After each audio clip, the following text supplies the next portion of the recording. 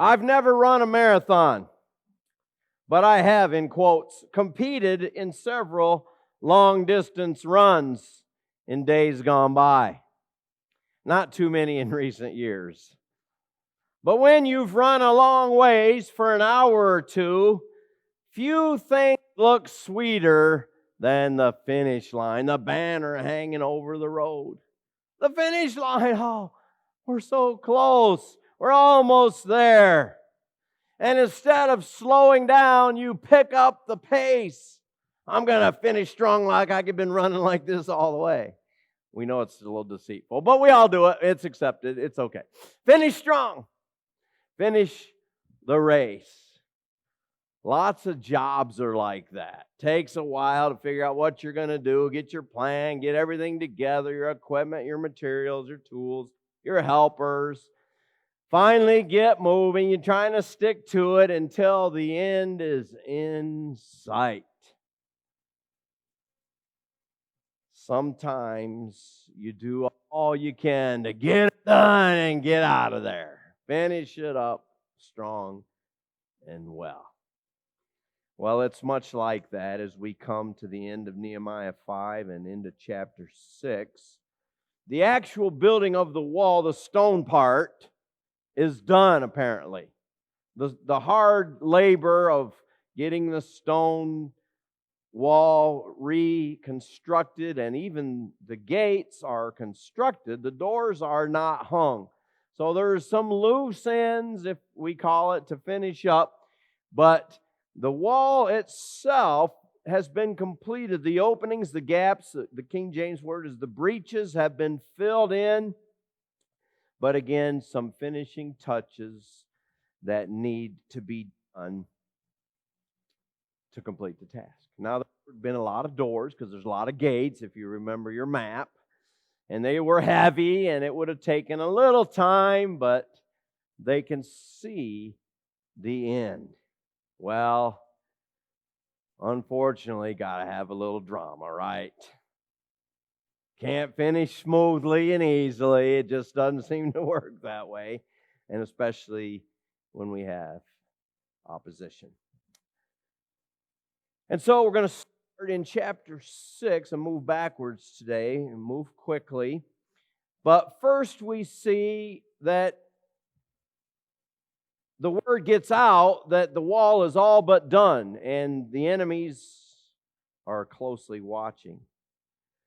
And so the word gets out that they're close to being done, and that leads us first to a threat to Nehemiah's reputation. It came to pass, 6:1, when Sanballat and others, the rest of the enemies, heard that I had builded the wall, and there was no breach, no gap left therein, though the doors were not up yet, that Sanballat and Geshem sent unto me, saying, Come, let us meet together in one of the village in the plain of Ono.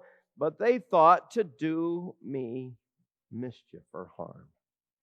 So I sent messenger unto them, saying, I'm doing a great work, so I cannot come down. Why should I allow the work to cease, while I leave it and come down to you? Yet they sent 4 times, asking for this meeting. And I answered them after the same manner each of those times. And so there's a threat to Nehemiah's reputation here. There's an invitation to meet with the opposition. And there's a place, and it was a ways away from where Nehemiah was doing his work of leading this great project of rebuilding the walls. It's really a last-ditch effort by the enemies to stop the work, to hinder the completion. If you can have gates, but if there's no doors, the wall isn't very safe. People can walk right through, come right through, no doors. Maybe they hope that if they could stop being this close to the end, that there would cause dissension in the camp. Or maybe they thought, well, we'll stop them now and we'll go back in easily and reharm the walls. Anyway, they wanted to stop the work before it could be fully completed.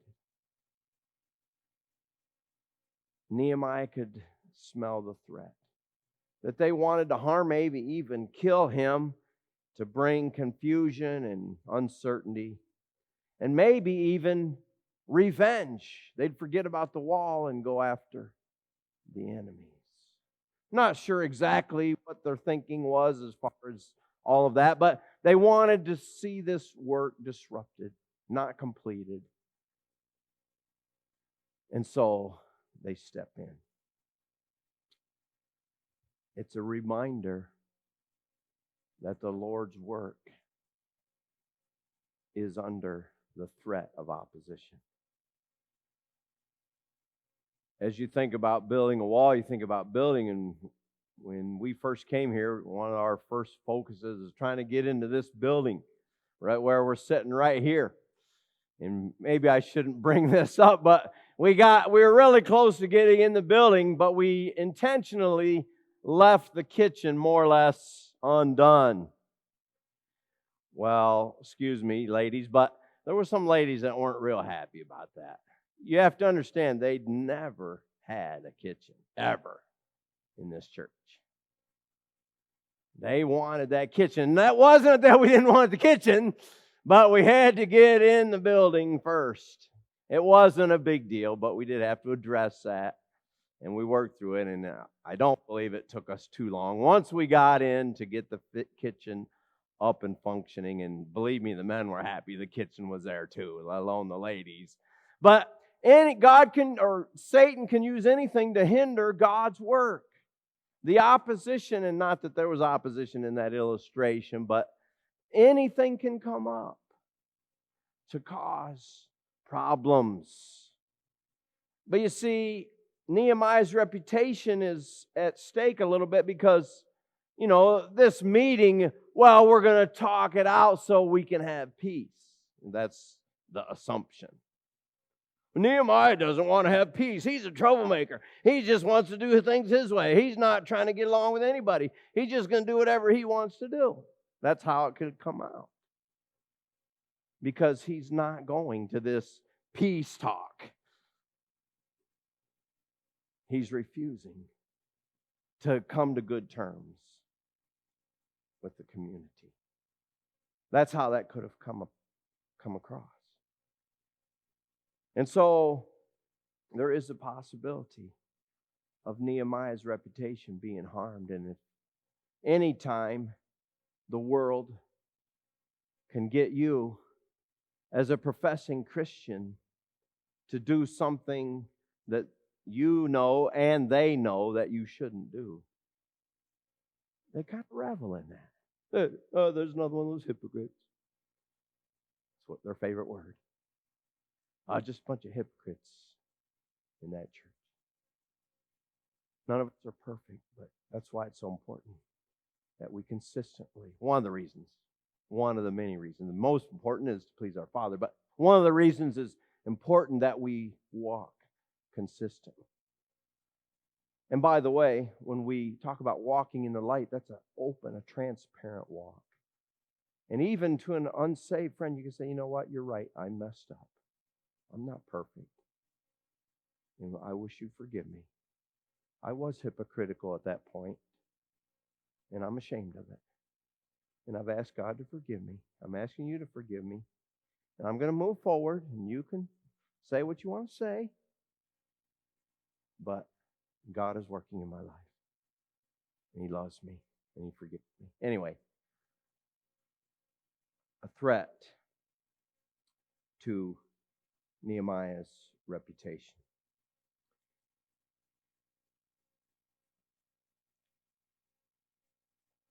We're going to back up a little bit.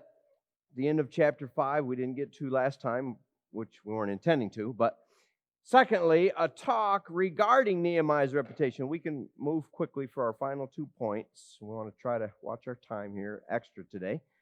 Verse 14, moreover, from the 5:14, from the time that I was appointed to be their governor in the land of Judah, from the 20th year to the 32nd year of Artaxerxes, that is 12 years, I and my brethren have not eaten the bread of the governor. He didn't charge the people. He didn't collect taxes, we would say.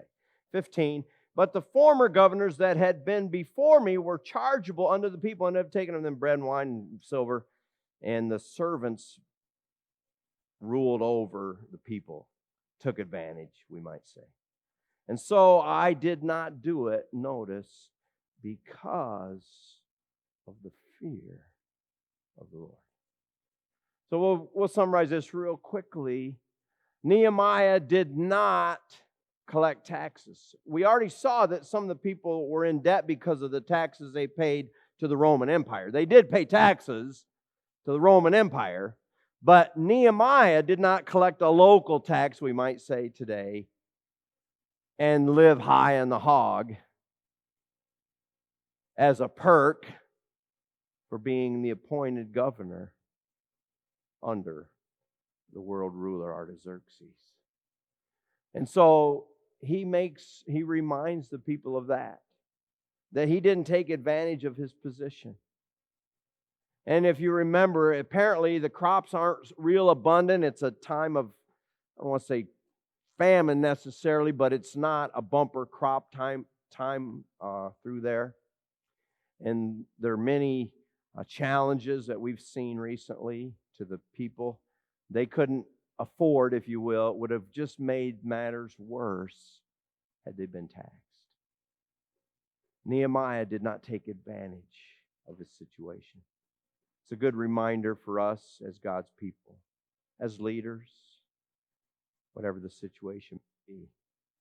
But then he goes on the rest of that chapter to explain how that he actually took out of his own pocket, and he probably was somewhat well-to-do. Remember, he was a high official in King Artaxerxes' kingdom. He's probably well-to-do from his time back in Babylon. But at any rate, on his dime, he covered the meals of 150 people plus some occasional visitors from the nations surrounding. And so not only did he not charge, if you will, or take taxes, but he also generously helped. I don't need to tell you, but I'll remind you anyway, that the way you handle money speaks a lot to your character and to what you're thinking about in the future and today. One's willingness to be generous speaks a lot to your character or your lack thereof of not being generous. Well, a believer's reputation, a leader's reputation, they're important. Speaks to your character, your genuineness. Our testimony is important, but I want you to look at verse 19 as we go to the Lord's table. This is what Nehemiah's prayer or hope is. Think upon me, my God, for good, according to all that I have done for this people. That was Nehemiah's testimony. Lord, will you remember me, what I have done in regard to this people? As we go to the Lord's table, we're going to stop right there. But normally we aren't going to, I'd be very hesitant to say, look what I've done for you people or whatever. I would never, that's not a comfort, and I don't want to say that Nehemiah was, coming across quite that way. But he's demonstrating what a servant of the Lord is about. It's about doing God's work. It's about being faithful. It's about sticking to it. It's about persevering. It's about facing opposition graciously as much as possible, but firmly. It's about being a person of character. That's the foundation to be able to do that job that God has for you and for me. You see, James 4:17 tells us the person that knows to do good and doesn't do it, to him it is what? Sin. See, Nehemiah knew his job was to get the people rallied to build a wall. If he hadn't have done that, the wall wouldn't have gotten rebuilt, and it would have been a sin for Nehemiah for not doing the good that God had for him to do. So today, a little bit different examination. Oh, sure, if there's a sin in your life, you need to confess it. But let's take that tack this morning as we come to the Lord's table. Am I doing what God wants me to do? Am I the person that I need to be, a character, not just a sin here and there, but that obviously is closely related, but am I the growing character before God that enables me to do what God wants me to do for His glory? So as you think, examine your life. Sure, if there is a sin, confess it. But am I being what God wants me to be and then doing what God wants me to do? So take a moment, if you would, please.